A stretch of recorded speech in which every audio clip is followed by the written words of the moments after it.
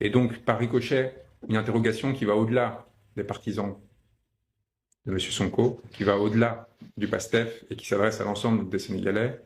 Est-ce que d'une part, vous ne considérez pas qu'il y a difficulté à des comportements de cet ordre et à l'image que cela renvoie des autorités de votre pays? Et d'autre part, n'êtes-vous pas inquiet que ce soit ces individus qui aujourd'hui vous gouvernent? Ce premier point me semble essentiel. Le second, encore une fois, la compromission à laquelle se prête ce pouvoir à l'égard des autorités politiques françaises m'inquiète. Elle m'inquiète parce que le peuple sénégalais mérite d'avoir des représentants qui soient indépendants, qui soient souverains, qui défendent leurs intérêts, leurs seuls intérêts. Les ressources gazières et pétrolières qui sont en train d'être exploitées produisent de l'avidité, produisent ces luttes violentes pour le pouvoir. Il est essentiel que des hommes intègres viennent défendre les intérêts du peuple sénégalais et ne créent pas une société à deux vitesses dans laquelle le pouvoir ne servirait qu'à capter les ressources au détriment du peuple. Et c'est en cela que ma rencontre avec M. Sonko est essentielle de mon point de vue. Le pouvoir corrompt systématiquement, il est évident. Et donc il faut trouver des hommes qui aient les qualités humaines, les qualités morales pour résister autant que possible à cette corruption et pour servir de digue au service du peuple sénégalais le plus longtemps possible.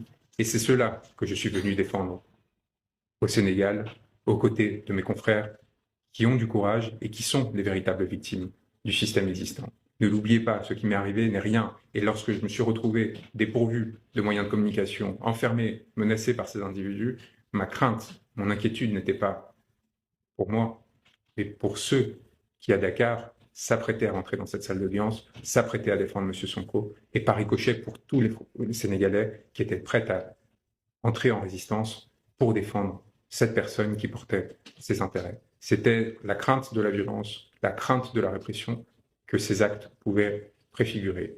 Et le deuxième élément qui m'indique l'existence d'un pouvoir déliquescent, et j'espère que M. Sall ne m'en voudra pas, et puisque son procureur a décidé de faire appel de la décision qui avait pourtant été arrangée entre le pouvoir et l'Élysée, eh bien, c'est l'appel du parquet.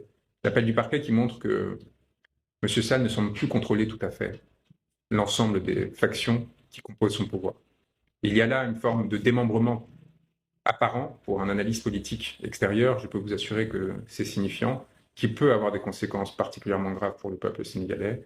Et il est d'autant plus essentiel de s'assurer que M. Sonko, qui aujourd'hui est la principale figure d'opposition, puisse participer aux élections prochaines et soit en mesure de proposer une alternative à ce système qui aujourd'hui est en déliquescence et a provoqué de nombreuses conséquences particulièrement graves pour le peuple, y compris la mort d'un certain nombre de manifestants, que ce soit les 14 martyrs de 2021 ou depuis, dans de nombreuses reprises, des répressions particulièrement graves qui ont touché, y compris des responsables nationaux du PASTEF, auxquels il faut rendre hommage, ainsi qu'à mes confrères qui sont suspendus et qui sont dans une difficulté extraordinaire qu'il faut défendre absolument parce qu'encore une fois, à travers eux, c'est l'avenir du Sénégal qui est en jeu.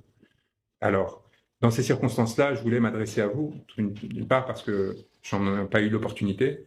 Ça aurait été évidemment lors de mon arrivée à Dakar, avec humilité,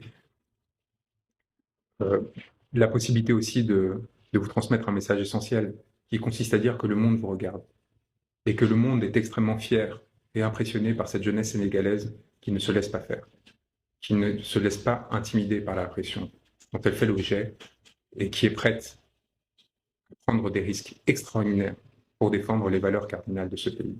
Et je peux vous dire que la France et le peuple français ont beaucoup à apprendre de ce qui se passe en ce moment au Sénégal et vous regardent avec une fierté extraordinaire, celle d'un peuple émancipé qui aujourd'hui est en mesure de nous faire leçon sur la façon de défendre les idéaux démocratiques et les systèmes dans lesquels une répartition des ressources justes puisse intervenir.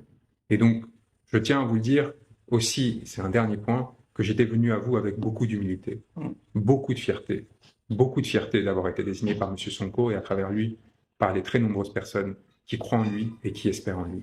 Et j'espère que cela sera entendu parce que cela dit quelque chose aussi lorsqu'un peuple arrive à créer ce sentiment chez des pairs étrangers, lorsqu'il arrive à créer ce sentiment d'honneur, de fierté, que de se joindre à lui et de se placer à ses côtés, debout, face à la répression et à la violence. Et je tiens à vous dire que je resterai à vos côtés, que je n'attends qu'une chose, c'est l'opportunité de revenir à Dakar pour m'assurer que les intérêts de M. Sonko, aux côtés de mes grands confrères, seront défendus et que l'impunité dans laquelle ces violations de la loi sont intervenues de façon systématique, cette violation du droit cessera pour, encore une fois, dans le seul but de défendre l'intérêt des populations sénégalaises qui croient en M. Sonko, qui espèrent en lui le règlement d'un certain nombre de circonstances particulièrement délétères.